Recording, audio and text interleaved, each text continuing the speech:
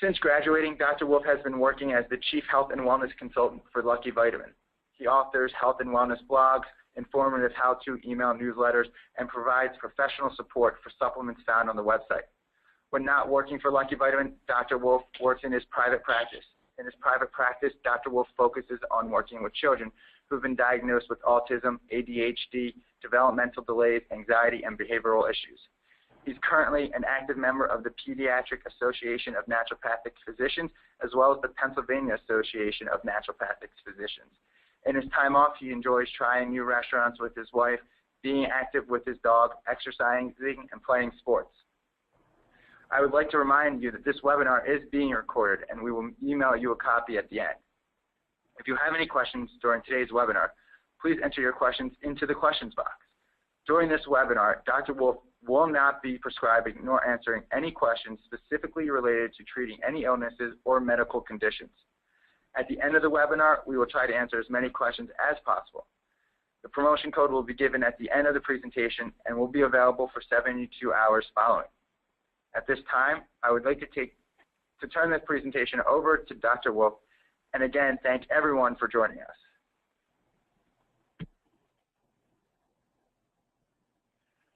Hi everyone, welcome to Homeopathy 101, an introduction to homeopathy.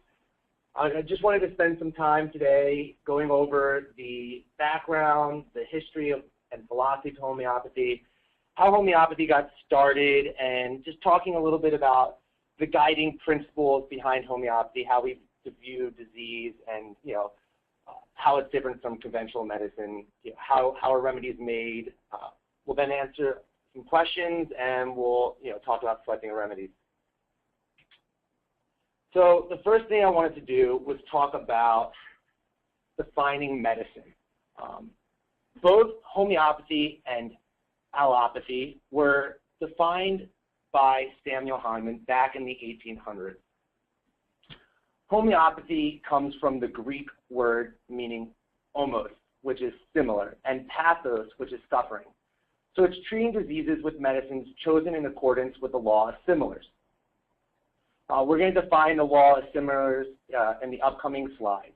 I wanted to spend more time talking about allopathy or allopathy, which was another term coined by Hahnemann, and it comes from the Greek words meaning allos, other, and pathos, suffering.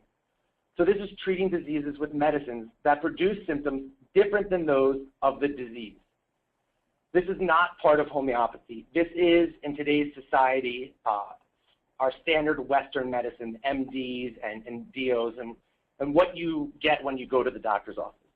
So going back to treating the diseases with medicines that produce symptoms different than the disease, this can be taken in two ways.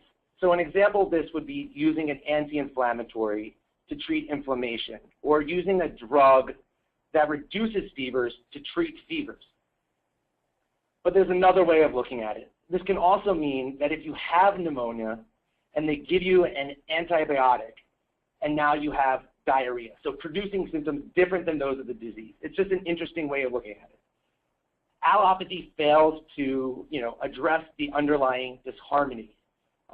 So the difference between homeopathy and allopathy is that allopathy cures disease by administering substances that produce other symptoms when given to a healthy human, other than those symptoms produced by the disease. Whereas homeopathy cures disease by using substances that would produce symptoms in a healthy individual. And we're going to get more into that. So what is homeopathy? Homeopathy in the realm of Eastern medicine and holistic medicine, there are different modalities. And those treatment modalities include essential oils, homeopathy, diet and nutrition, supplements, herbal remedies, herbal tinctures, and acupuncture. These are all holistic forms of medicine. But homeopathy is its own form of medicine. Many people associate the word with homeopathy with all forms of holistic medicine, but that's not the case. Homeopathy is not herbs.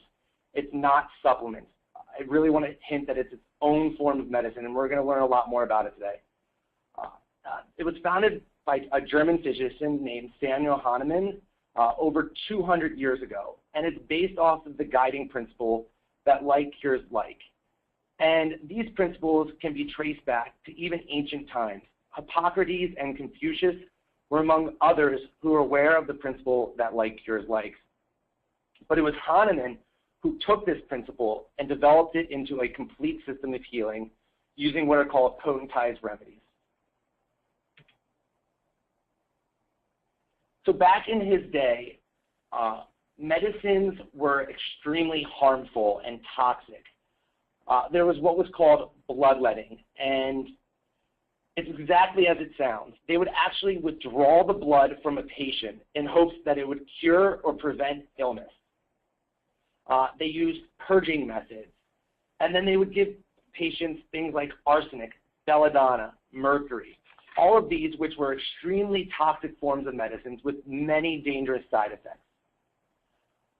There's an important thing to know about Hahnemann.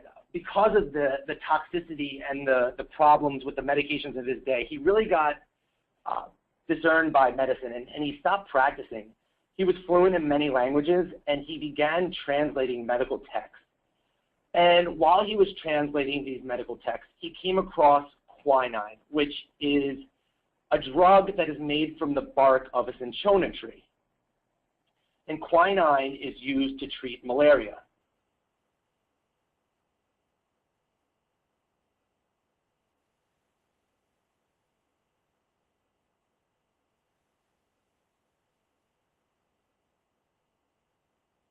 Malaria that it was used to treat. So if a healthy person took quinine and they experienced these symptoms, it was exactly similar to the symptoms that you would get if you had malaria.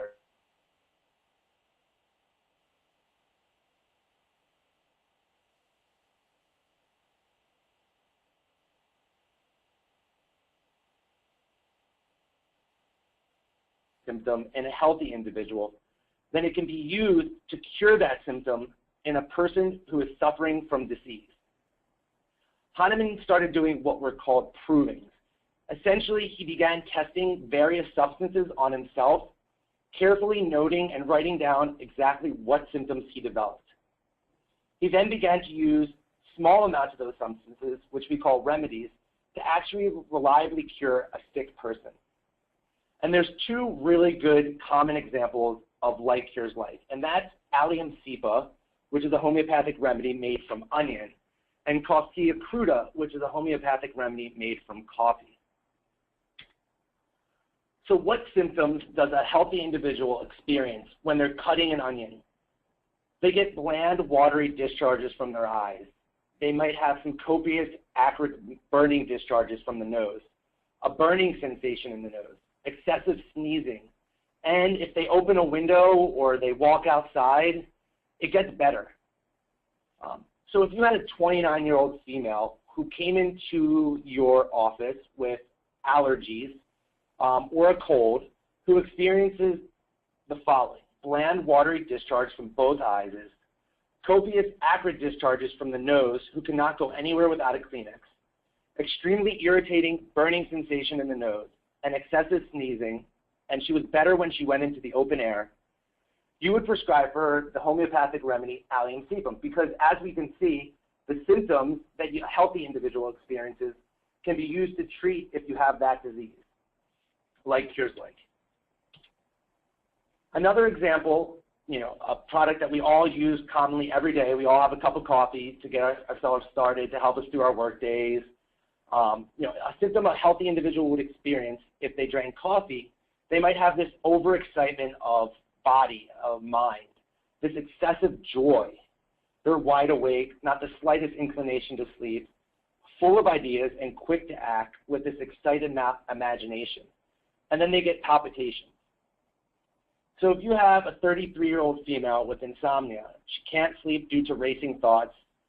Her thoughts race about this upcoming move to a new city, so she's very excited, this mental hyperactivity, very sensitive to noises, which also prevent her from sleeping. And she might be experiencing some palpitations and an increased heart rate.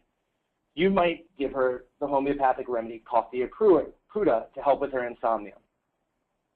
So as you can see with homeopathy, a small amount of a diluted substance that is known to cause symptoms is given to create a curative response in the body of an individual suffering from those symptoms. Now, a little bit more about the history of homeopathy.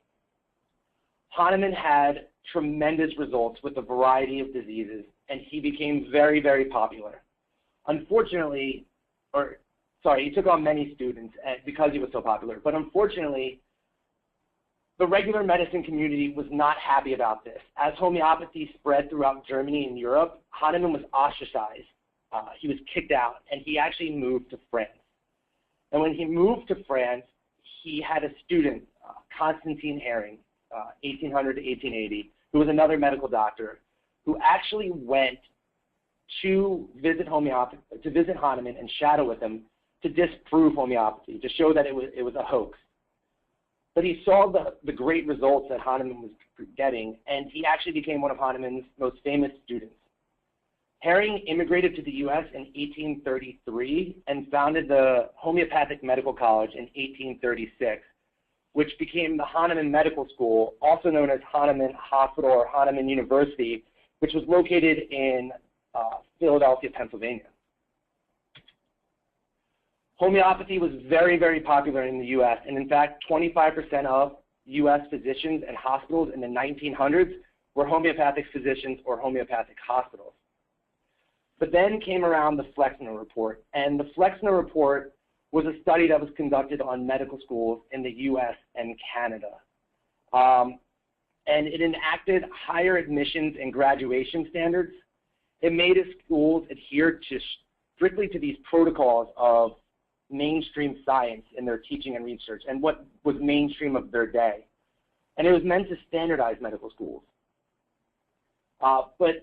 So the medical schools that offered training in naturopathy and homeopathy were told that they either needed to drop these courses or they would lose their accreditation. So a lot of these schools closed and homeopathy really fell off. Also around this time, you had the American Medical Association, the AMA, and the pharmaceutical industry come into prominence, also forcing schools to shut down. But homeopathy in the U.S. diminished, but not elsewhere. In Germany, Britain, India, and South America, it flourished. It's still one of their main forms of medicine. Today, the government of India recognizes homeopathy as one of the national systems of medicine, and homeopathy is actually the third most popular method of medical treatment after allopathic medicine and Ayurvedic medicine. So how does homeopathy view disease? And there's this idea of holism and the totality of symptoms. So within homeopathy, health and disease are viewed from the perspective of the person as a whole, so not just the constituent parts. And when you're taking a homeopathic case, you need to find out all the symptoms that an individual is experiencing. So the idea of holism, an example of that would be a person's headache is not separate from his runny nose or his anxiety or his excessive gassiness. These are all symptoms the body are producing, and we have to look at all of them. Whereas with allopathic medicine or mainstream medicine, symptoms are the problem. Symptoms are anything subjective or objective that an individual experiences as a deviation from their normal harmonious self. And with allopathic medicine, they view that the symptoms need to be suppressed. So an example of that would be ibuprofen for fevers. So medications are used to take away these symptoms. Whereas within homeopathy, symptoms are anything subjective or objective that an individual experiences, from deviations from their normal harmonious self. Symptoms are a message that our body is out of balance, and oftentimes are the body's attempt to restore this balance and give a message to what is needed. So for example, a cough helps to expel a virus.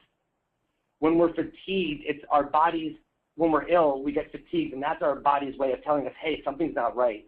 Pain lets us know something is wrong, or a fever activates an immune response to fight an infection. So these are all signals that our body are telling us that something's not going right in our system. And homeopathic medicines seek to restore this balance. So by giving a small amount of a substance that causes the same symptoms, we help the body to do its job more effective. effectively. Once the balance has been restored, the symptoms the body is producing, like a cough or a fever or pain, is no longer needed and it goes away. So if we're looking to restore this balance when we're sick, what maintains the balance?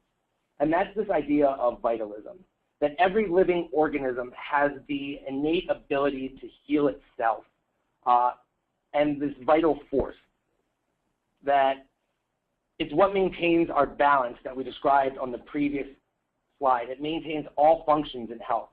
In Chinese medicine, they view this as qi, the energy of our body.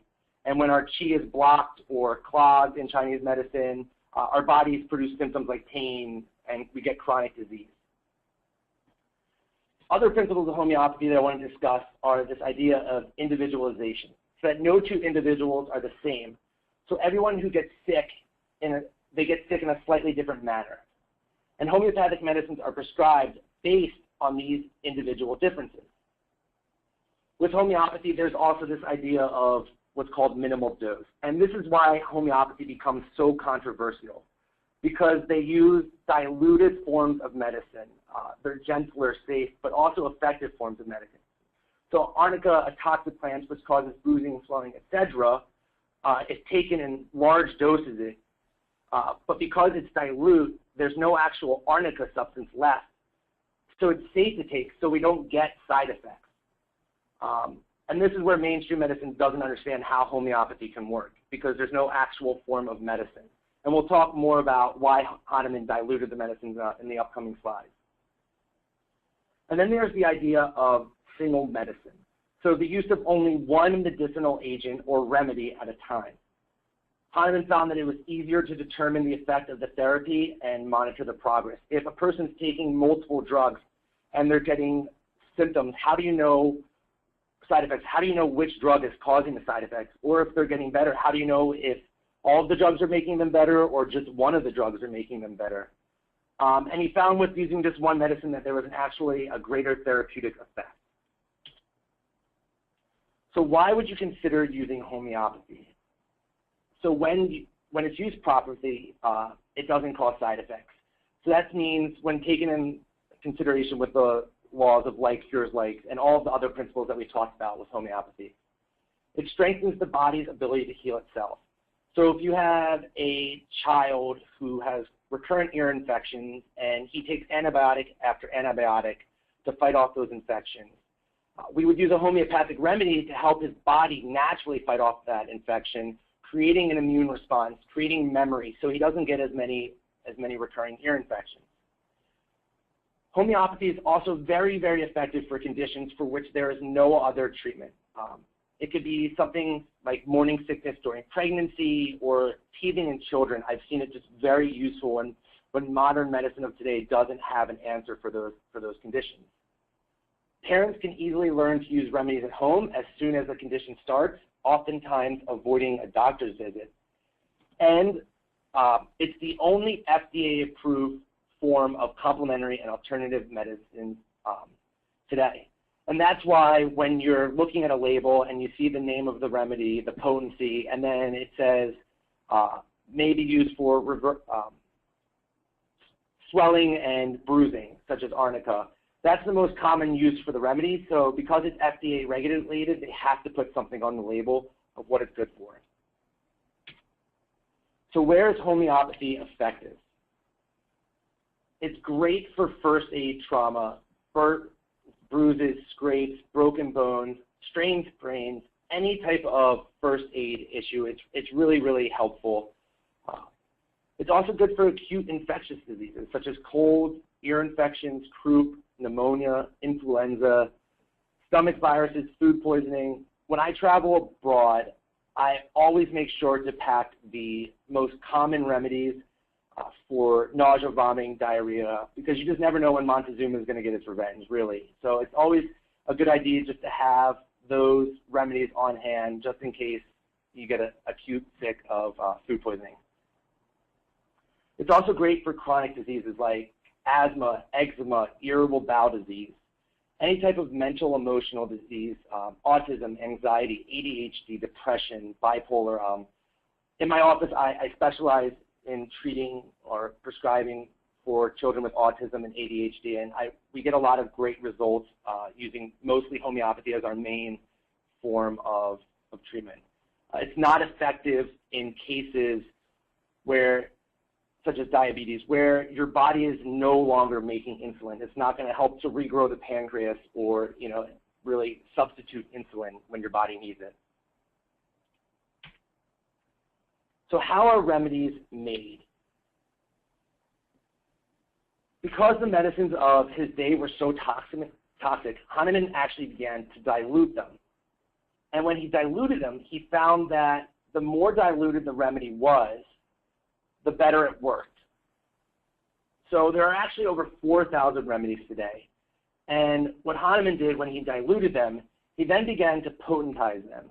So it's this process of adding energy or instilling energy from the remedy into the water to create a memory, and that it makes it work better. And you'll see this in the process.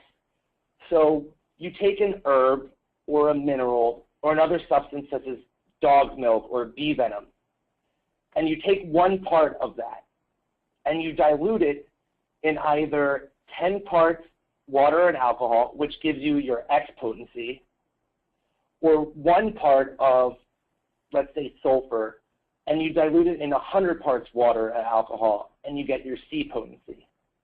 You then potentize the remedy by firmly pounding it a number of times against the palm of your hand. You now have a 1X or a 1C. If you take 1 part of the 1X or 1C and repeat the steps that we just talked about, adding it to either 10 parts water alcohol or 99 or 100 parts water and alcohol, you then now would have what's called a 2X or a 2C. And if you did this 200 times, you'd have a 200X or 200C. If you did 30 times, you'd have a 30X or a 30C. And then you add them to what's blank sugar pellets, which you commonly see. That's how it's commonly prescribed, is in sugar pellets. And you add that to the sugar pellets, and now you have a remedy. The most common potency used are 6X, 6C, 30X, 30C, 200X, and 200C. They do make higher potencies and other potencies, but we're not going to talk about those today. So the idea that a more dilute remedy is stronger is kind of confusing, but the key to understanding it is the potentization procedure itself, not the diluting effect. Each time a dilution is made, the remedy is potentized. So the more dilute equals the higher the potency because you're instilling more energy into the remedy. So how to choose a remedy? Like I said, there's over 4,000 remedies on the market today, and you can just see some of them here. The middle one is what you would commonly see in a pharmacy or a Whole Foods or a grocery store where they stock remedies. You'll walk in and you'll see this big display of all these remedies. And how do you know which one to find? So the way to do that is what's called finding the simillimum. And the main goal is choosing a remedy to match the symptoms the person is experiencing with the symptoms the remedy would stimulate if given to a healthy individual. And to closely match that remedy is called the simillimum. But you also have to pay attention to what we talked about before, which is the totality of the symptoms. So paying attention to all the symptoms, choose what matches the symptoms best. And then you also want to individualize each case. So what one person experiences or how one person experiences being sick isn't the same as another person. And we're going to talk about that next. So you have your child who so kindly decided to come home from school one day and bring with him the flu that his fellow classmate had the week before. And now the whole family is sick. Individual A in the family has a flu, and this is their picture. They have a slowly progressing fever, so it's come on very gradually. They have these severe body aches. They have this dryness in their mouth and other mucous membranes. Their mouth is just very, very dry. They're extremely thirsty, and they take large gulps of water.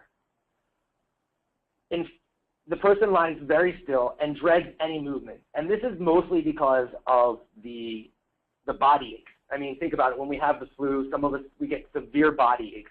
You don't want to move. If you have a cough, your chest hurts to cough, so you hold your chest. If you have a headache, when you're walking, you walk very, very slowly, holding your head so that your head doesn't move or it doesn't pound.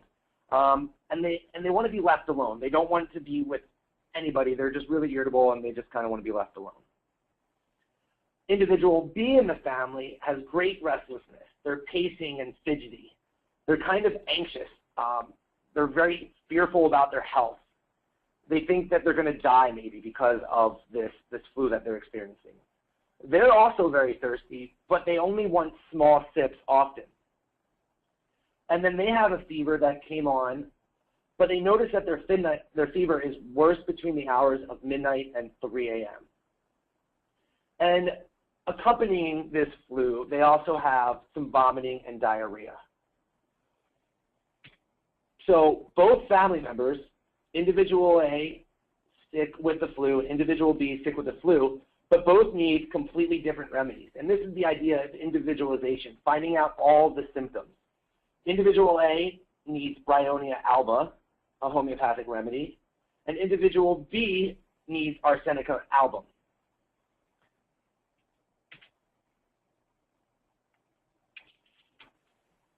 The next thing it comes to when choosing the remedy is paying attention to what we call the colomos. This stands for the concomitant symptoms, the locations, the modalities, and the sensations. So the concomitant symptoms, these are the other symptoms that are occurring at the same time. This could be temperature, lack of perspiration or excessive perspiration, hunger or a lack of appetite in the opposite, extreme thirst or lack of thirst, food cravings, and there's many more. Those are just some examples. And then you want to pay attention to the location. So where exactly is this symptom being experienced? What body part? Is it in the stomach? So when I get nauseous, I might feel the nausea in my throat. Some people might feel the nausea in their stomach. Which side of the body is it on? Does their chest pain hurt on the right side versus the left? Is their throat worse on the right versus the left? Does the pain move? Is it a large area, a small area, and more? Modalities. So these can be factors that influence the symptoms. So simply what makes it better or worse? Is their nausea better when they eat? Is it worse with the smell or just even the thought of the food? That could lead you to a different remedy. Is it worse at a specific time, position? Is it worse drinking versus eating? If you have a burn, is it better when you put warmth on it, or is it better when you put a cold cloth on it? Is it better with exercise? So these are just some modalities that influence your decision in choosing a remedy and choosing that one simillimum. And then the sensation. What exactly is the person experiencing? Is it a burning sore throat versus an aching sore throat? So you chose a remedy in accordance with the law of similars, but how do you know if they're getting better, or how long does it take before you would start to feel better? In an acute situation, you should start to feel better within a couple of doses. So for an example of that would be a teething baby that takes the remedy 3 times before going to sleep that night. That night they sleep better. They're actually sleeping through the night. They only wake once. They go back to sleep easily, and the pain is noticeably less the next day because they're not as fussy, they're not as inconsolable, and they're not crying as much. So that would be an example of an acute thing. The baby started teething. They took a couple doses, and now they're doing better. Versus a chronic condition such as a child with autism who's essentially been autistic his entire life, you would expect a more gradual improvement. Some symptoms might get better in a couple weeks, but overall the improvement would maybe take 6 months to a year, a little bit longer depending on the case.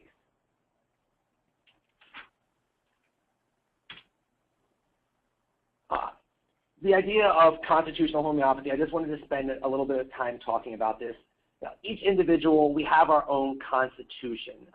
This tends to be a chronic complaint versus more than just an acute complaint. Oh, I got sick. This could be something like eczema and allergies. It's our chronic conditions that we experience on a day-to-day basis. This is where you would probably want to see a classically trained homeopath versus prescribing for yourself, someone that can go in, take your case, learn your individualizing symptoms, and prescribe that one remedy that's going to help you. And then there's a couple things you're going to want to avoid if you're taking a remedy. You're going to want to avoid drinking coffee while on a remedy. You shouldn't eat or drink except water within a half hour of taking the remedy. And then you're going to want to avoid strong essential oils because some homeopaths believe that this can antidote the effects of the remedy. Not up here, but also another thing to avoid while taking the remedy is you don't want to actually touch the sugar pellets. You don't want to get the oils from your hands onto the pellets themselves. So that's why the cap is a twist cap, and you want to actually just twist the pellets into, or dump the pellets into the cap and then dump it into your mouth. So you don't actually get your oils onto the remedy and the pellets themselves before taking it. So today we talked about how homeopathy is its own form of medicine, and that it's based off of this principle that like cures like, and how it uses diluted forms of medicines that have been potentized called remedies. It is safe, it is gentle, and it can be very effective. I wanted to spend one last slide talking about some resources for you. There's a great book called Beyond Flat Earth Medicine by Timothy R. Dooley, who's an MD, a naturopathic doctor, medical doctor. So it's a really interesting book that just kind of gives you more information on homeopathy. And then anything by Judith Reichenberg-Ullman is another good source to just learn more. She talks about, I believe, her child who was sick and the remedies he'd taken, and it's just a good idea, a good informative book. She wrote a book called Ritalin-Free Kids, Rage-Free Kids, and then for adults, I believe it's Prozac-Free. And then also, there's an Essential Homeopathy for Parents course that my private office is putting on. This is our website. It's online. It's going to be a go-at-your-own pace. It's going to be an introductory course, very similar. The first course is very similar to the one we did today about the background and then choosing remedies. And then we're going to go over the most common remedies for certain conditions that you would see in your household. And the cost is up there. I really wanted to thank everyone for taking time out of their busy day. I know a lot of us work or have things going on, and I really appreciate you listening, and we're going to go through some Q&A now.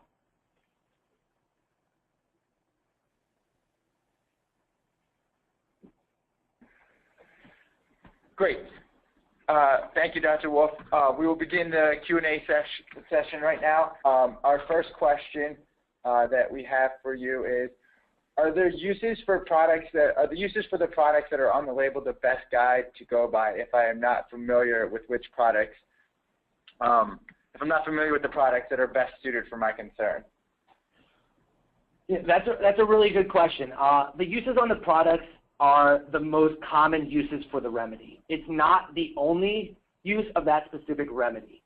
So each remedy covers a number of conditions that Hahnemann found when he was doing those provings. For example, a common one that we kind of talked about was arnica. On the label it might say for bruising and swelling, but it might be used for other conditions than that. So for an acute condition, if you're going to look at the label, if you go into, like, if you're experiencing allergies and you go in and you look for Allium cepa and it says the use on the bottle and it covers you, then that's a good idea. But if not, then you might want to talk to a homeopath who can better prescribe for you. Great, thank you. I also want to mention that if any of the attendees have any questions, they can type them into the question box right now, and we'll try to get through them. The next question is a general question on just whether or not homeopathy is actually safe. Yeah, so because homeopathic medicines contain very small amounts of the active ingredients, they are considered safe for use in adults as well as children. I mentioned where the uses, where it should be used and when it shouldn't be used. So you're still going to want to talk to your healthcare provider about using these remedies, but overall, in general, it is considered safe. Great, thank you. do you have a recommendation on where people can find a homeopathic doctor? Is there a site that lists homeopathic doctors in areas or yeah? That's a good question. There's two answers to that one. Sometimes I just tell people to, Google, homeopath, and then the area that they live.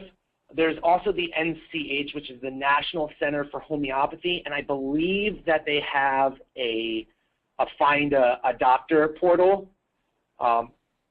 Many naturopathic doctors, we learn homeopathy in our training, as part of our training, and a lot of naturopathic doctors practice just homeopathy. So you could also Google find an ND or go to your state naturopathic, just type in, like, if you're in Pennsylvania Association of Naturopathic Physicians, and on those websites they usually have a Find an ND page, and you can type in your zip code and find someone that could help you maybe. Great. Thank you so much. The other questions are, is there any known homeopathy for, sorry if I mispronounce this, but lichen sclerosis? Yeah, lichen sclerosis.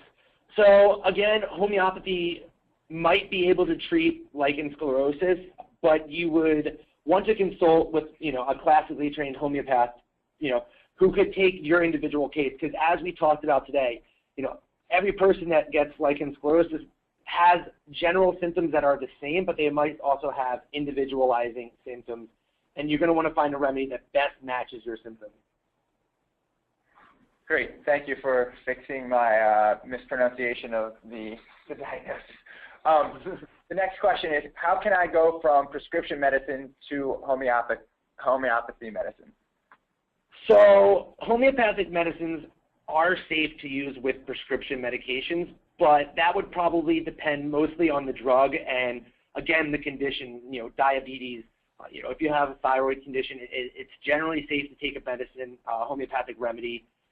They shouldn't interact with each other, but you're going to want to talk with a well-trained healthcare provider who can, definitely help to monitor your progress of your treatment while on the remedy and, alter the dosages of the medications, at a controlled rate, as needed, and, can discontinue slowly, because some medications you can't just stop abruptly. You need to, wean yourself off of them, get weaned off.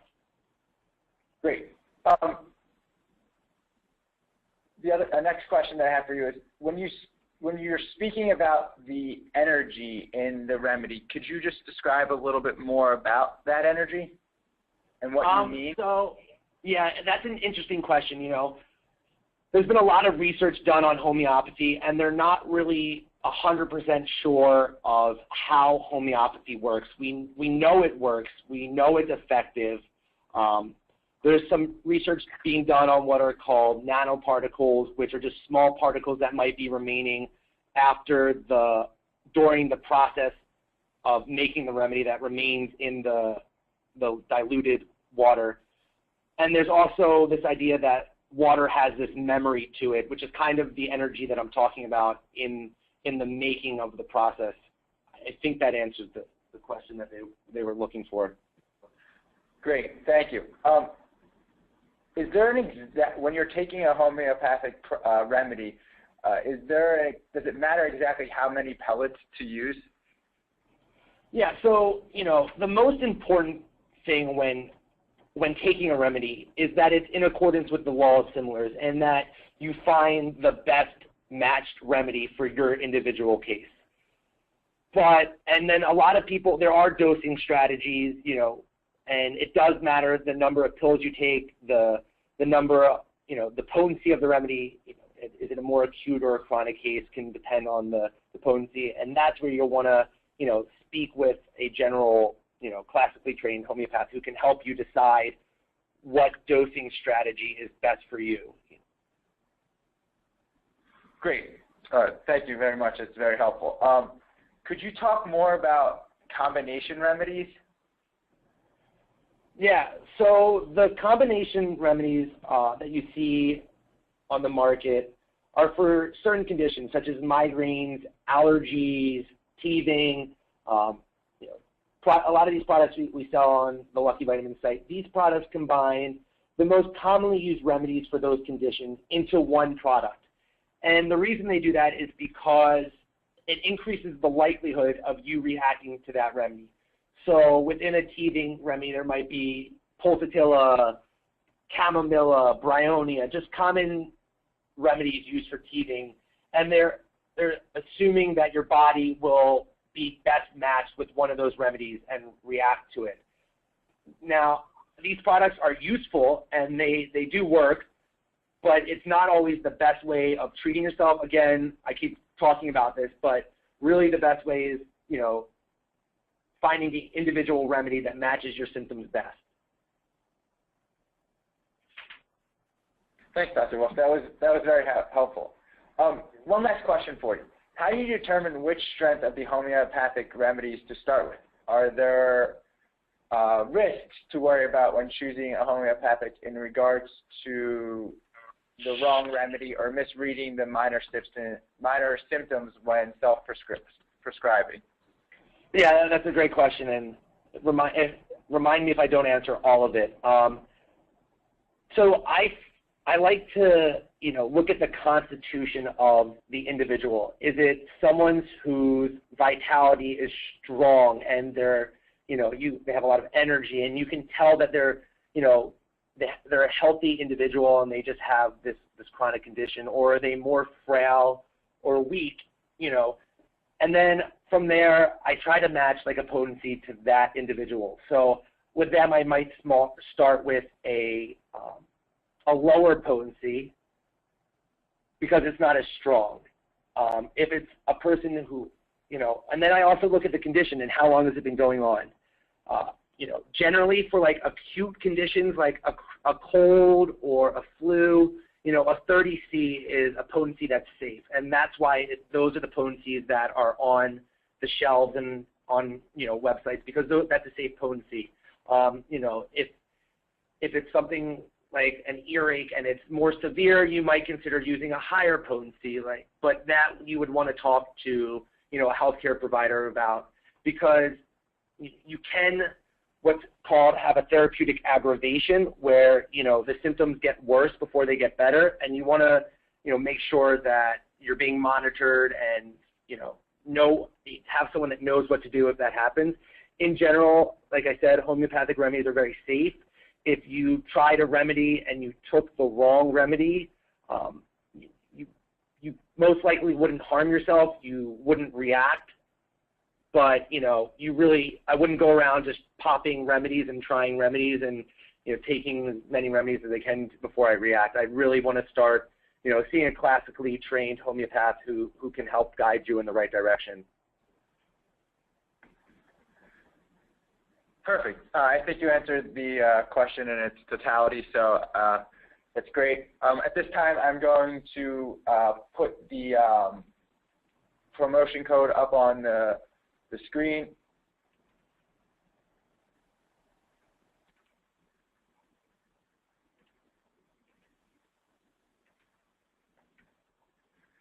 Again, I would like to thank all of Lucky Vitamin's customers and Dr. Wolf for joining us on today's webinar. Please see the screen for the exclusive promo code. Reminder, this code is active now and will be active for the next 72 hours. Please head to LuckyVitamin.com to shop our large selection of homeopathic products. Reminder, this webinar was recorded and will be emailed out to everyone approximately 1 hour after this session has ended.